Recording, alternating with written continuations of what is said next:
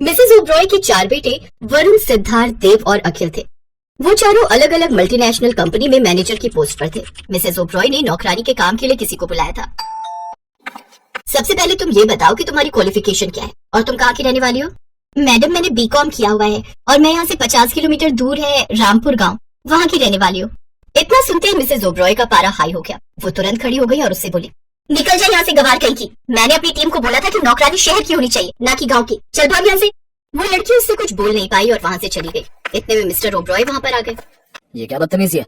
अगर खाना बनाने वाले गांव की होगी तब तो और अच्छी बात है ना। गांव की लड़कियां अच्छा खाना बना लेती हैं। तुम्हें जैसी लड़की रखनी है रखो, लेकिन कम से कम किसी के इंसल्ट तो मत किया करो। तुम भूल गई कि तुम भी एक गांव की लड़की हो। मुझे अपने घर में गवार लड़की नहीं चाहिए, बस। इतने में घर की डोरबेल बजी। मिस्टर ओब्रॉय ने दरवाजा खोला, जिसे देखकर मिस्टर एंड मिसेस ओब्रॉय हैरान रह गए, क्योंकि उनके चारों बेटे शादी करके आए थे। आओ आओ बेटा, मैं तुम लोगों का ही इंतजार कर रही थी। अच्छा हुआ तुम लोगों ने बेंगलुरु में ही शादी कर ली। मिस्टर और मिसेस ओब्रॉय ने अपनी बहुओं का गृह प्रवेश कराया और अंदर ले आए। वरुण, सिद्धार्थ, देव, अखिल, बहुओं का इंट्रोडक्शन तो दो। माँ, मैंने आपको फोन पर ही बताया था ना कि हम चारों ने बहुत संस्कारी लड़कियां पसंद की हैं। हाँ हाँ, मेरी बहुएं देखने में तो लाखों में एक लग रही हैं, लेकिन अपने घर परिवार के बारे में तो बताओ। हम लोग इतने भी मॉडर्न नहीं हो गए हैं कि एक दूसरे के परिवार के बारे में ना जान सके। माँ, अब आपकी बहुएं अपना इंट्रोडक्शन खुद देंगी। अम्मा, हमारा नाम शीतल है, हमारे गांव का नाम है ढोलकपुर। अम्मा बाबूजी, हमारा नाम है सीता और हमें गोबर के उपले बनाना बहुत अच्छा लगता है। और अम्मा, हमारा नाम है मीना, हम बचपन से ही गाय भैंस चराते आ रहे हैं। गाय भैंस चराना हमको बहुत ही ज्यादा पसंद है। इससे पहले कि चौथी बहू यानी सावित्री कुछ बोल पाती, मिस ओब्रॉय ने उसे रोक दिया। बस करो, मुझे नहीं जानना तुम गवारों के बारे में और कुछ भी। इतना सुनते ही उसका बेटा सिद्धार्थ बोला, माँ, ये कैसी बातें कर रही हो? अभी तो आप बहुत प्यार से बात कर रही थी, अचानक क्या हो गया? मैं बताता हूँ बेटा, तुम लोगों को तो पता ही है कि तुम्हारी माँ को गांव के लोग बिल्कुल पसंद नहीं है, पर मुझे गांव के लोग बहुत पसंद है। इसीलिए तुम लोगों के इस फैसले से मैं बहुत खुश हूँ। I am proud of you. आज जितनी शिद्दत से गांव की लड़कियां प्रेम करती हैं, उतना शहर की लड़कियां नहीं करती। हम बाहर रहकर सब कुछ देख चुके हैं, इसीलिए इन्हें पसंद किया हमने, और हमने आपसे पूछकर ही शादी की, बिना पूछे नहीं की। पर तुम लोगों ने ये तो नहीं बताया था ना कि ये लड़कियां गवार है। क्या गवार गवार लगा रखा है तुमने? ये लड़कियां पढ़ी लिखी संस्कारी हैं। तुम क्या चाहती हो कि हमारे बेटे ने तलाक दे दें और हमारी समाज में बदनामी हो? गुस्से में उसकी माँ अपने कमरे में चली गई। अगले दिन मिस ओब्रॉय की एक सहेली और पड़ोसी रानी उनके घर आई, जो कि बहुत परेशान लग रही थी। मेरी तो जिंदगी नरक हो गई। अरे क्या हुआ रानी, अब तुझे किस बात की प्रॉब्लम? तेरे बेटे की शादी भी हो गई। इसी वजह से तो जिंदगी नरक हो गई है। अगर बहू अच्छी ना मिले तो जिंदगी नरक हो ही जाती है। मिस ओब्रॉय अपनी फ्रेंड रानी से बातचीत कर ही रही थी, तभी थोड़ी देर बाद मिस ओब्रॉय की चारों बहुएं चाय नाश्ता लेकर एक साथ वहाँ पर आ गईं। नमस्ते आंटी, पहले आप लोग चाय नाश्ता कर लीजिए, बाकी बातें बाद में कीजिएगा, क्योंकि हमारे देश के संस्कार हैं कि हमारे घर में जो भी मेहमान आए पहले जलपान करें, उसके बाद बातें। जीती रहो बहू। मिस ओब्रॉय, आपकी किस्मत तो बहुत अच्छी है, आपको तो बहुत संस्कारी बहुएं मिली हैं। इससे पहले कि मिस ओब्रॉय अपनी बहुओं की बुराई कर पाती, उतने में रानी की बहू शॉर्ट्स पहनकर अपनी सहेलियों के साथ उनके घर में घुस आई। सासू माँ, आप यहाँ गप्पे लड़ा रही हो? मैंने आपको बताया था ना कि मुझे अपनी सहेलियों के साथ पार्टी में जाना है। चुपचाप अपने घर में बैठिए, घर पर कोई नहीं है। बहू तुम जाओ, मैं आती हूँ। ठीक है, मैं तो जा रही हूँ, घर का दरवाजा खुला पड़ा है, घर में चोर घुस जाए तो मुझे मत कहना। रानी बिना चाय नाश्ता किए वहाँ से उठकर अपने घर चली गई। देखा तुमने, रानी की बहू गवार नहीं है, वो शहर की है, पर वो कितना रिस्पेक्ट देती है अपने घर वालों को, वो तुमने देख ही लिया। पिताजी, बहू चाहे शहर की हो या गांव की, कोई फर्क नहीं पड़ता है। कभी कभी गांव की बहू में भी बदतमीज निकल जाती है, तो कभी कभी शहर की बहू में भी बदतमीज निकल जाती है। मिसेस ओब्रॉय मुंह बनाकर अपने कमरे में चली गई। शाम के वक्त चारों बहुएं बालकनी में खड़ी होकर बाहर का नजारा देख रही थी। बहनों, देखो ना कितनी ऊंची ऊंची बिल्डिंग बनी हुई है, पर बाहर कोई नहीं दिखाई दे रहा। शहर में सब लोग घर के अंदर ही रहते हैं, खुले आसमान के नीचे कोई नहीं दिखाई देता। दिखाई तो दे रहा है, वो देखो ना, सांड घूम रहा है बाहर। हाँ, शहरों में जानवर आजाद घूमते हैं और इंसान घरों में जेल की तरह बंद रहता है। तभी उन चारों की नजर रानी की बहू पर गई। उसकी सहेलियां उसे छोड़कर चली गई। वो नशे में लग रही थी, तभी एक सांड ने उसे दौड़ा दिया। ये चारों बहुएं भाग कर नीचे गई। सीता बीच में आ गई और सांड के माथे पर प्यार से हाथ रखा और वो सांड वहाँ से चला गया। थैंक यू सो मच, आपने मेरी जान बचा ली, वरना ये सांड उठाकर अभी मुझे पटक देता। इतने में वहाँ पर चिंकी की सास रानी और मिसेस ओब्रॉय भी आ गई। चुप चुप जियो बहू, लेकिन मुझे एक बात समझ में नहीं आ रही। बीच में तू आ गई, लेकिन तुम चारों को सांड ने कुछ नहीं किया। माँ जी, हम चारों लोग जानवरों के साथ ही पले बढ़े हैं। हमें अच्छी तरह से पता है कि जानवरों का मूड कब खराब होता है और उनका मूड कैसे सही किया जा सकता है। बस प्रेम से हाथ रखो बिना डरे, और वो चले जाते हैं। खैर, धीरे धीरे सभी मोहल्ले वाले बाहर आ गए। सभी ने उन चारों बहुओं की खूब तारीफ की। अगले दिन जब चिंकी का नशा उतरा, तब वो चारों बहुओं से मिलने आई। आप लोगों को मैंने पहली बार देखा है।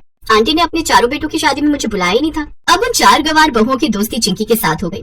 एक हफ्ते के अंदर ही चिंकी का बिहेवियर पूरी तरह से बदल गया। अब उसने दारू पीना बंद कर दिया और एक संस्कारी लड़की बन गई। एक रोज रानी मिसेज ओब्रॉय से मिलने आई। मिसेज ओब्रॉय, मैं आपकी बहुओं को धन्यवाद करने आई हूँ। जिसे मैं और मेरा बेटा नहीं सुधार पाया, उस लड़की को तेरी बहुओं ने सुधार दिया। ये देखकर मिसेज ओब्रॉय को अपनी गलती का एहसास अब धीरे धीरे होने लगा था। बहू, मुझे माफ कर देना। मैं भी बचपन में गांव में ही रही हूँ, पर मेरे आसपास की जितनी लड़कियां थी सब बदतमीज थी। इसीलिए मेरे अंदर ये बैठ गया था कि गांव की लड़कियां अच्छी हो ही नहीं सकती। पर तुम दोनों ने मेरे विचार बदल दिए। यहाँ तक कि रानी की बहू को भी तुमने बदल दिया, जिसे बदलना बिल्कुल नामुमकिन था। आप गलत बोल रही है माँ जी। हर इंसान अंदर से अच्छा ही होता है। भगवान किसी को बुरा बनाकर पैदा नहीं करता, लेकिन आसपास की सोसाइटी से इंस्पायर होकर वो भी वैसे ही ढलना चाहता है, इसीलिए वो बर्बाद हो जाता है। इस समाज ने चिंकी के अंदर जो भर दिया था, हमने बस उसे निकाल दिया और एक अच्छी चिंकी बाहर आ गई।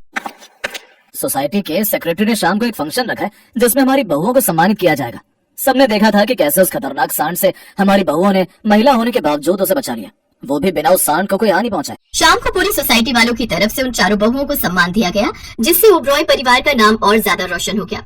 आज के बाद मिस्टर ओब्रॉय की चारों बहुओं की दोस्ती सोसाइटी की हर लड़की के साथ होनी चाहिए, ताकि सभी के अंदर सोया हुआ संस्कार वापस आ सके। इस तरह से मिसेज ओब्रॉय की गलतफहमी खत्म हो गई कि गांव की लड़कियां गंवारी होती हैं। इसके बाद चारों बहुएं बहुत ही प्रेम के साथ अपने परिवार के साथ और पूरी सोसाइटी के साथ रहने लगी। सपना, प्रीति और भूमि की शादी शहर में बसे 3 भाइयों आलोक, प्राग और रौनक से हो जाती है। शादी करके तीनों जैसे ही अपने ससुराल आती हैं, तो हाथ में आरती की थाली लिए उनकी सास जानकी उनका गृह प्रवेश करवाते हुए कहती है, आओ मेरी तीनों बहुओं, अब अपने पैरों से इस कलश को गिराकर अंदर आ जाओ। जी सासू माँ। बड़ा सा ससुराल देखकर तीनों देसी बहुएं टशन में बोलती हैं, हाय दैया, ये तो एकदम फिल्म स्टार शाहरुख खान के घर जैसा घर है प्रीति। हाँ सपना, अगर ऐसा घर अपने गांव में होवे ना तो गर्दा गर्दा मच जाई। हमको तो अपनी आंखों पर विश्वास नहीं हो रहा है कि हमारी शादी इतना बड़ घर में हुई है। उनकी बातें सुनकर उनकी ननद श्रुति कहती है, ओह गॉड, अभी ने आए एक पल भी नहीं हुआ और इन्होंने अपनी गवारपंथी दिखानी शुरू कर दी। जरा अपने कायदे में रहकर बात करो ननद जी, आप हम तीनों बहनों के बारे में नहीं जानती हैं। अरे पूरे बनारस में हम तीनों बहनें अपने जुगाड़ूपन के लिए फेमस है, फेमस। ओहो, अब बस भी करो तुम ननद भाभी ने अभी से ही नोक-झोंक शुरू कर दी। चलो अब मेरे तीनों बेटे अपनी अपनी बीवियों को उनके कमरे दिखा दो। अगले दिन सुबह तड़के 5 बजते ही तीनों बहुओं की आंख खुल जाती है और वो किचन में साफ सफाई पर लग जाती हैं। तभी उनकी ननद श्रुति किचन में जाती है तो वो देखती है कि उसकी तीनों भाभियां मिट्टी से बर्तन घिस रही होती हैं। अरे मेरी मंद बुद्धि भाभियों, ये सब क्या गंद मचा रखा है, और तुम तीनों को नींद नहीं आ रही है क्या जो आधी रात को ये खटर पटर लगा रखी है? वो का है ना ननद जी, हमरे गाँव में तो सुबह 5 बजे सब जग जावत है और हमरे गाँव में तो मिट्टी से ही बर्तन मांजते हैं। हाँ, इससे 2 फायदा है, एक तो बर्तन भी अच्छे से चमक जावत है और साथ ही साबुन के पैसा के भी बचत हो जाता है। अरे पर ये तुम्हारा बनारस गांव नहीं बल्कि मुंबई शहर है, यहाँ ये सब जुगाड़ूपन मत दिखाओ और अपनी ये सब बचकानी हरकतें बंद करो प्लीज। श्रुति तीनों जुगाड़ बहुओं को झड़प कर चली जाती है। ऐसे ही कुछ दिन बीत जाते हैं। एक रोज जब वो तीनों किचन में खाना बना रही होती हैं कि तभी सिलेंडर खत्म हो जाता है। अरे मोरी मैया, ये चूल्हा तो लगता है बिता गया। अरे बहू, रोटियां बन गई हो तो जल्दी से ले आओ। अरे बाप रे, अब क्या होगा? हमको जल्दी से अपना कौनो जुगाड़ लगाना होगा। तभी उनका ध्यान पूजा घर में रखी लकड़ियों पर जाता है। बस फिर क्या था, वो 4 ईंटें लेकर आती हैं और उसका चूल्हा बनाकर उसमें गर्मा गर्म रोटी बनाकर सबको खिलाती हैं। पता नहीं क्यों लेकिन कुछ धुएं धुएं की स्मेल आ रही है। सही कहा भैया। तभी उन सबकी नजर किचन में से निकल रहे धुएं पर जाती है। सभी दौड़ते हुए किचन में जाते हैं। अरे मेरी भोली बहू, जब किचन में गैस सिलेंडर है तो फिर तुम तीनों चूल्हा क्यों फूंक रही हो? सासू माँ, आपका सिलेंडर तो कब का बाय बाय बोल गया, इसीलिए हम जुगाड़ लगाकर चूल्हा जला लिए। वो सब तो ठीक है मेरी जुगाड़ू बहू, मगर तुम ये लकड़ियाँ कहाँ से उठा कर ले आई? सासू माँ, ये तो हम पूजा घर में रखी लकड़ियाँ लाए हैं। अपनी जुगाड़ू बहुओं की हरकतें देखकर जानकी कहती है, अरे बैल बुद्धि बहुओं, वो तो चंदन की लकड़ियाँ थी जिसे मैंने हवन के लिए मंगवाया था और तुमने चंदन की लकड़ियाँ रोटी सेकने में फूंक दी। ओहो, अब जो हो गया सो हो गया सासू माँ, अब हमको माफी दे दियो। इतना कहकर तीनों बहुएं माफी मांगकर मामले को ठंडा कर देती हैं। ऐसे ही समय बीतता है। फिर एक सुबह जब सब नाश्ता कर रहे थे तो गिलास में रखा जूस रौनक के फोन पर गिर जाता है और उसका फोन भीग जाता है। ओह नो, आज ही मुझे मीटिंग के लिए बाहर जाना था और आज ही इस फोन को भी खराब होना था। शॉप वाला तो इसे रिपेयर करने में 2-3 दिन का टाइम लगा देगा। अरे पति देव, अपना फोन हमको दो, हम अभी इसे बिना पैसा खर्च के ठीक कर देंगे। अरे मेरी गवार भाभी, इस फोन को जुगाड़ की नहीं बल्कि दुकानदार की जरूरत है। अब अपनी कोई जुगाड़बंदी करके भैया के इस फोन को डेड बॉडी में मत बदल देना। इसके बाद श्रुति उस फोन को कपड़े से पोंछकर कुछ देर धूप में रखकर फिर उसे चावल के कनस्तर में डाल देती है और ठीक 1 घंटे बाद फोन रौनक को देती है और टशन मारते हुए अपनी ननद से कहती है, क्या हुआ ननद जी, भेजा चक्र आ गया का हमारा जुगाड़ देखकर? अरे वाह भूमि, तुमने तो सचमुच में 1 घंटे के अंदर ही मेरा फोन बिल्कुल ठीक कर दिया। देखा हमरा कमाल, फोन भी झट से ठीक हो गया और पैसा भी बच गया। अरे जुग जुग जियो मेरी प्यारी बहू, आज तो सचमुच तुमने बचत करके सर्वगुण संपन्न बहुओं वाला काम किया है। हाँ सचमुच, तुमने तो कमाल कर दिखाया। रौनक और सास के मुंह से तारीफ सुनकर उन तीनों बहुओं को शह मिल जाती है। ऐसे ही एक दिन जब सपना वैक्यूम क्लीनर से घर की सफाई कर रही होती है तो अचानक से वैक्यूम क्लीनर काम करना बंद कर देता है। अरे मोरी मैया, ये बिजली से चलने वाला झाड़ू तो बंद हो ही गवा, अब क्या करे? जल्दी से कौनो जुगाड़ सोच सपना, ताकि अपना काम बन जाए और हमरे पैसे भी बच जाए। सपना ये सोच ही रही होती है कि तभी उसका ध्यान अपनी सोसाइटी के पार्क में लगे खजूर के पेड़ पर जाता है। अरे वाह, क्या जुगाड़ू आइडिया आया है हमरे दिमाग में। सपना सोसाइटी के पार्क में जाती है और खजूर के घने पत्तों को तोड़ने लगती है कि तभी वहाँ गार्ड आकर गुस्से में बोलने लगता है। अरे ओ बड़ा महाराज, इन पेड़ों को क्यों तोड़ने में लगे हुई हो? अरे ओ चौकीदार बाबू, अगर ज्यादा चबड़ चबड़ की ना तो हम देंगे तो कोई एक उल्टे हाथ का, समझे? और वैसे भी एक पार्क तो हर बाप का है का। गार्ड को 4 बातें सुनाकर सपना खजूर के घने पत्ते तोड़ लाती है और उन्हें लेकर घर आती है और उससे झाड़ू बनाकर तैयार करती है और झाड़ू लगाने लगती है। तभी जान के गुस्से में तिलमिलाते हुए उस पर बिगड़ते हुए कहती है, क्यों रे सपना बहू, ये मैं क्या सुन रही हूँ? तू सोसाइटी के गार्ड से लड़कर आई है और ये तेरे हाथ में क्या है? सासू माँ, ये झाड़ू है जिसे हमने खजूर की टहनियों से बनाया है। अरे वाह सपना, तूने तो कमाल कर दिया, भाई मान गए तुझे, छा गई तुम तो। अरे चुप करो तुम तीनों, भला इतनी कंजूसी करके भी क्या फायदा? तुम तीनों की जुगाड़बंदी ना एक दिन सोसाइटी वालों के सामने हमारी धज्जियां उड़ाकर रहेगी। इस तरह तीनों जुगाड़ू बहुओं को घर वालों से खूब खरी खोटी सुननी पड़ती है। ऐसे ही वक्त गुजर जाता है। फिर एक सुबह प्रीति नाश्ता लेकर गुनगुनाते हुए अपनी ननद के कमरे में आती है। लगाई ले तू जब लिपस्टिक, जिला टॉप लागे ले, ओ जिला टॉप लागे रे। अरे ननद जी, ई लो नाश्ता पानी कर लो, दफ्तर खाली पेट नहीं जाना। हाँ टेबल पर रख दो भाभी, अभी तो मैं अपने बाल सुखा रही हूँ। हेयर ड्रायर से अपने बाल सुखाने के बाद श्रुति नाश्ता करके ऑफिस चली जाती है, लेकिन उस शाम काफी भयंकर बारिश होती है। अरे प्रीति, तुम मेरा वाला कुर्ता पजामा प्रेस करके रख देना, कल मैं ऑफिस वही पहन कर जाऊंगा। जी हमरे बलमा। इतना कहकर प्रीति अपनी ननद के कमरे में जाती है और उसका हेयर ड्रायर लाकर उससे अपने पति के कपड़े सुखाने लगती है, लेकिन तभी उसे तेज बिजली का करंट लगता है और वो चिल्लाते हुए कहती है, अरे मोरी मैया, मर गई रे मर गई, कौनो हमको तनिक बचाओ तो। सभी भागते हुए अंदर आते हैं और श्रुति जल्दी से बोर्ड का स्विच बंद करती है। अरे ये सब कैसे हुआ? प्रीति उसे सारी बात बताती है और श्रुति उन्हें खूब सुनाती है। भाभी, मैंने तुम्हें पहले भी समझाया था ना, आज अपनी बेवकूफियों की वजह से तुम्हारी जान तक भी जा सकती थी।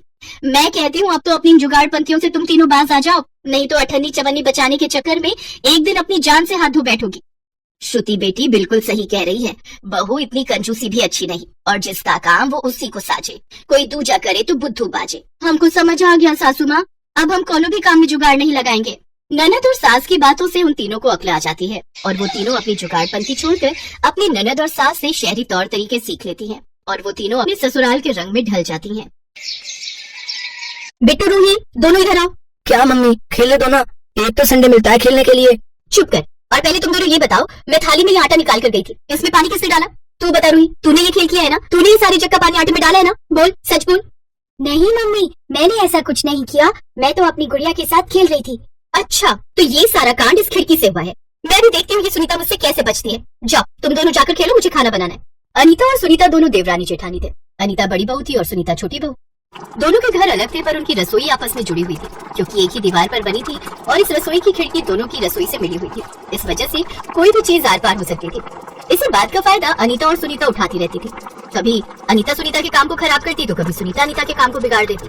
अक्सर ये दोनों के बीच इन्हीं बातों पर लड़ाई होती रहती थी। इस वजह से दोनों की सास कमला बहुत परेशान रहती थी। अरे सुनीता, ये कैसी चाय बनाई है? चाय में चीनी की जगह नमक है। मुझे तो लगता है तुम चाय बनाना भूल गई हो। क्या कहा? चाय में नमक? मैंने चाय में चीनी डाली थी, दिखाओ मैं पीकर देखूं। सुनीता चाय पीकर देखती है तो वो भी एकदम से थूक देती है।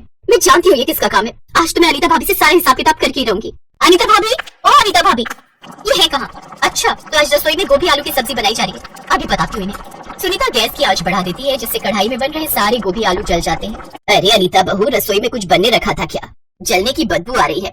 हाँ, गोभी आलू रखे थे पर मैं तो धीमी आंच पर रखकर आई थी, देखती हूँ जाकर। अनीता रसोई में जाकर देखती है तो गैस की आंच बढ़ी हुई थी और गैस फुल पर थी। ये गैस को किसने तेज कर दिया? मैं तो हल्की आंच पर रखकर गई थी। ये जरूर सुनीता ने किया है। सुनीता, ये गैस तुमने तेज की है ना? हाँ, मैंने तेज की है। आपने भी तो मेरी चाय में नमक डाल दिया। अच्छा, तुमने भी मेरे आटे में पानी डाल दिया था। और मैंने जो कल कढ़ी चावल बनाए थे, आपने मेरी कढ़ी में चीनी डाल दी थी। मैंने आपको कुछ नहीं कहा। कहने को तो मेरे पास भी बहुत कुछ था, पर मैं भी अब तक चुप रही। आज तो कर लिया, दोबारा मत करना, फिर मुझसे बुरा कोई नहीं होगा। लो, हो गई शुरू दोनों फिर से एक दूसरे से झगड़ा करने। पता नहीं, मुझे तो लगता है ये सारी फसाद की जड़ ये खिड़की है। रमेश, मैं तुम दोनों से कब से कह रही हूँ इस खिड़की को बंद करवा दो। ना रहेगा बांस, ना बजेगी बांसुरी। पर ना ही तू मेरी सुनता है और ना ही वो मुकेश। माँ ठीक है, 1-2 दिन के काम निपट जाए, फिर मैं किसी मजदूर को बुलाकर खिड़की बंद करवा दूंगा। अनीता और सुनीता दोनों की लड़ाई से घर में कलेश भी बढ़ते जा रहे थे। अगले 2-3 दिन तक बात फिर दब गई और इसी बीच फिर से एक बार लड़ाई शुरू हो गई। मैं जानती हूँ अनीता भाभी ने जानबूझकर छिपकली को डरा डरा कर मेरी तरफ भेजा है। वो जानती है कि मैं छिपकली से डर जाती हूँ। अरे अब तुम दोनों छिपकली पर लड़ रही हो। छिपकली तो इधर उधर भागती रहती है, इस खिड़की से उस खिड़की से, इस दरवाजे से उस दरवाजे से। अब जानवरों को थोड़ी बांध सकती हो बहू। अब अपनी रसोई में छिपकली आई तो तुम्हारा मुंह खुल गया। उस दिन जब तुमने अपनी रसोई की गंदी अलमारी साफ की थी तो उसमें से जो चूहे भागकर मेरी रसोई में आए थे, तब तुम कहाँ थी? मैं भी बहुत सहन कर रही हूँ। अब आया सास को ज्यादा तेज गुस्सा और उसने दोनों बेटों को आवाज लगाई। बस अब तुम दोनों कुछ नहीं बोलोगी, अब जो करना है मैं करूंगी। रमेश, मुकेश, अभी के अभी जाओ और एक मिस्त्री बुलाकर लाओ जो इस खिड़की को बंद कर दे। और फिर मिस्त्री को बुलाया गया और रसोई की खिड़की बंद कर दी गई। अब रसोई की खिड़की तो बंद हो गई, पर इससे अनीता और सुनीता परेशान हो गई, क्योंकि उन दोनों के पास मन लगाने के लिए कुछ भी तो नहीं था। दोनों के बच्चे सुबह सुबह स्कूल चले जाते, सास मंदिर कीर्तन चली जाती और दोनों के पति अपने अपने काम पर चले जाते। पीछे से दोनों अपने अपने कमरों में कभी बैठी तो कभी अपनी अपनी रसोई में खाना बनाती। दोनों खिड़की की तरफ देखते तो खिड़की पर तो मिस्त्री सीमेंट लगाकर जा चुका था। दोनों थोड़ी उदास हो गई और शाम को दोनों सब्जी लेने के लिए एक साथ घर से बाहर निकली तो दोनों की नजर एक दूसरे पर पड़ी। नमस्ते भाभी, कैसी हो? मैं ठीक हूँ सुनीता, तू बता तू कैसी है? मैं भी ठीक हूँ। और कहाँ जा रहे थे? मैं सब्जी मंडी जा रही थी। आज बिट्टू और रूही का मन था भिंडी खाने का, तो सोचा मंडी में ताजी भिंडी आई हुई होगी, वही बना लूंगी शाम को। अच्छा, मैं भी बस मटर पनीर लेने जा रही थी। आज बबलू और पिंकी मटर पनीर खाने की जिद कर रहे थे। अच्छा चलो दोनों साथ चलते हैं। हाँ, क्यों नहीं। दोनों देवरानी जेठानी एक साथ मंडी जाती हैं, पर ज्यादा बात नहीं करती क्योंकि दोनों ही झिझकती थी। कुछ दिन पहले ही तो दोनों इतनी तगड़ी लड़ाई कर चुकी थी, इसलिए बात करने के लिए ज्यादा कुछ था नहीं। दोनों अपने अपने घर लौट आती हैं। इधर अनीता भिंडी बनाने की तैयारी करती है, उधर सुनीता मटर पनीर बना रही थी। पर कुछ तो था, बिल्कुल सूखा सूखा, और वो था दोनों का एक दूसरे को ना देखना। मम्मी, चाची के घर से मटर पनीर की खुशबू आ रही है। मेरे तो मुंह में पानी आ रहा है। अभी इस भिंडी के साथ रोटी खाओ, कल मैं मटर पनीर बना दूंगी। मम्मी, भिंडी तो बबलू को भी बहुत पसंद है ना, वो आपके हाथ की भिंडी कितने शौक से खाता है। हाँ खाता तो है, थोड़ी सी दे आओ क्या? अगर मन है तो दे आओ। इधर सुनीता भी ऐसा ही कुछ सोच रही थी। क्या हुआ मम्मी, आप तो बिट्टू भैया के लिए मटर पनीर लेकर जा रहे थे, अभी तक गए नहीं? हाँ जा रही हूँ, देखती हूँ। सुनीता भी नहीं जानती थी कि अनीता भी उसे भिंडी देने आ रही है। जब दोनों अपना अपना दरवाजा खोलती हैं तो हैरान रह जाती हैं। सुनीता तू? हाँ भाभी, वो बिट्टू को मटर पनीर पसंद है ना। मैं भी बबलू के लिए भिंडी लाई थी, बबलू को भिंडी अच्छी लगती है ना।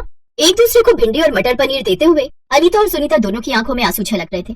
अनीता और सुनीता की रसोई के बीच की खिड़की बंद हो जाने के बाद जो घर का माहौल बन गया था वो बिल्कुल शांत था, लेकिन जल्दी ये दोनों को अपनी रसोई में अकेलेपन का एहसास होने लगा था। पहले जहाँ वो एक दूसरे की रसोई में झांक कर मस्ती किया करती थी, अब वो अकेली हो गई थी। उन्हें एहसास हुआ कि चाहे लड़ाई होती थी, लेकिन एक दूसरे के साथ का अपना एक अलग ही मजा था। दोनों को समझ आ गया कि वो एक दूसरे के बिना कितना बोर हो गई हैं। अनीता और सुनीता दोनों ने अपनी अपनी गलतियों को स्वीकार किया कि अब वो एक दूसरे से कभी नहीं लड़ेंगी। दोनों में सुधार देखकर उनकी सास ने खिड़की को दोबारा खोलने का निर्णय लिया और खिड़की दोबारा खोली गई। अब एक बार फिर से सबके चेहरों पर खुशी थी। घर में हंसी मजाक और प्यार का माहौल बन गया। रसोई की वो खिड़की अब उनकी दोस्ती और समझदारी का प्रतीक बन गई थी।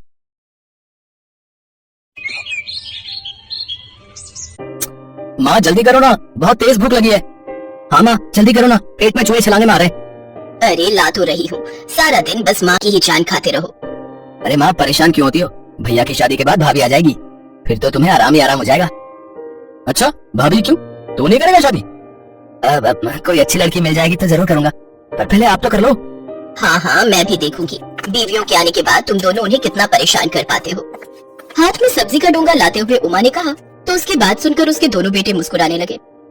इसके बाद सुशील और अनिल दोनों उंगलियां चाट चाट कर खाना खाने लगे और फिर अच्छा एक बात और है माँ, तुम्हारे हाथों का जो स्वाद है ना वो कहीं और नहीं। रहने दे, बड़ा आया, जब तेरी बहू आ जाएगी तब पूछूंगी कि किसके हाथों का स्वाद ज्यादा अच्छा है। वाह माँ वाह, क्या बात कह दी। ओए तो चुपचाप खाना खा, ज्यादा बोलेगा ना तो तेरी शादी पहले करा दूंगा, समझा? सुशील की इस बात को सुनकर उमा सोच में पड़ गई और फिर उसने कहा वैसे आइडिया बुरा नहीं है। मतलब कौन सा आइडिया माँ? अब अनिल भी तो अब शादी के लायक हो ही गया है, ठीक ठाक कमा भी लेता है, तो तुम दोनों की शादी एक साथ ही करा देती हूँ।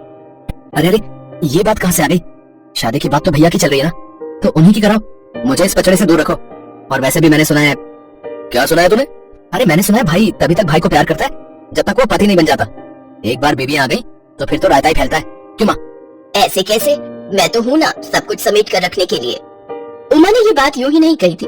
काफी सोच विचार के बाद उमा कुछ दिनों के बाद ही 2 सुंदर बहुओं को अपने घर ले आई। अपने दोनों बेटों के घर बसाकर वो बहुत खुश थी। लेकिन ये वाकई इतना आसान भी नहीं था। अभी असल रायता तो फैलना बाकी था। कुछ दिनों तक तो सब ठीक चला, लेकिन फिर एक दिन, सुनो जी, मुझे आपसे एक बात करनी है। क्या हो गया, बोलो। अरे वो अनीता, वो तो बहुत ही फिजूल खर्च कर रही है। मतलब ऐसा क्या कर दिया उसने? जब देखो खाने में पनीर, चाप, मुर्गा, बस यही सब बनाती रहती है। हाँ तो क्या हो गया? हुआ ये कि जो राशन 5-6 हजार में पूरा हो जाना चाहिए था, मैडम की वजह से 12-15 हजार तक पहुंच रहा है। ऐसे ही चलता रहा तो हम तो सड़क पर आ जाएंगे। अपनी पत्नी सुनीता की बात सुनकर सुशील भी सोच में पड़ गया। मगर ये कहानी सिर्फ इसी कमरे में नहीं चल रही थी, बल्कि दूसरे कमरे में भी यही हाल था। छोटे भाई अनिल की पत्नी अनीता भी उससे अपनी जेठानी की शिकायत कर रही थी। देखो जी, ऐसे नहीं चलेगा, मैं कह देती हूँ। पर हुआ क्या? तुम्हारी भाभी भिखारियों के खानदान से है क्या? अरे ऐसा क्यों बोल रही हो? सारा दिन बस दाल, चावल, पोहा, खिचड़ी यही सब बनाती रहती है। अरे 4 दिन की जिंदगी है और सिर्फ 3 टाइम खाना है, तो कुछ अच्छा तो खाओ। कुल मिलाकर दोनों तरफ एक सी हालत थी। सुनीता को उसकी देवरानी अनीता बहुत खर्चीली लगती थी, तो वहीं अनीता को अपनी जेठानी सुनीता 1 नंबर की कंजूस लगती थी। धीरे धीरे ये लड़ाई शिकायतों से बढ़कर हर रोज के झगड़ों और फिर तू तड़ाक पर आ गई। आखिरकार उमा ने परेशान होकर घर की रसोई का बंटवारा कर दिया। दोनों बहुओं के चूल्हे, राशन, यहाँ तक कि मसालों के डिब्बे तक अलग अलग हो गए। दोनों बहुएं अलग अलग वक्त पर खाना बनाने लगी और रसोई के इस बंटवारे के साथ ही दोनों भाइयों ने भी आपस में बातचीत करना बिल्कुल बंद कर दिया। हालांकि दोनों बहुएं अब बहुत खुश थी। अब सब बढ़िया है, जो खाना है खाओ, किसी की रोक टोक नहीं। अब मजा आएगा, जब ये ऊटपटांग खाकर पेट खराब होगा ना, तब पता चलेगा। दूसरी तरफ उड़ेगा। फिर मौका देखकर अनीता के सिलेंडर का पाइप निकालकर काफी सारी गैस खिड़की से बाहर उड़ा दी।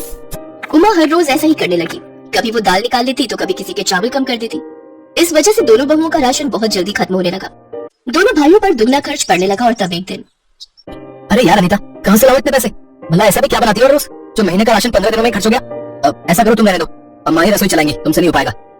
उधर घर के दूसरे कमरे में भी कुछ ऐसा ही हाल था। एक तो सारा दिन खिचड़ी और दाल चावल खाकर मैं खुद पक चुका हूँ, और उसमें भी तुम्हारी रसोई में राशन इतनी जल्दी खत्म हो जाता है? सिलेंडर पर सिलेंडर भरवाई जा रही हो। बस अब बहुत हो गया, तुम्हें अपने मायके जाना है तो जाओ, यहाँ एक ही रसोई चलेगी और उसे मेरी माँ चलाएंगी, समझी तुम? उमा का तरीका काम कर गया था। दोनों बहुओं को जब कुछ समझ नहीं आया तो दोनों ने हार कर एक दूसरे से सुलह करने का फैसला कर लिया, क्योंकि वो दोनों एक दूसरे को तो बर्दाश्त कर सकती थी, पर अपने पतियों की नाराजगी वो नहीं झेल सकती थी। और इस तरह उमा की रसोई में खिंची लकीर मिट गई और दोनों बहुएं मिलजुल कर अपनी एक रसोई चलाने लगी।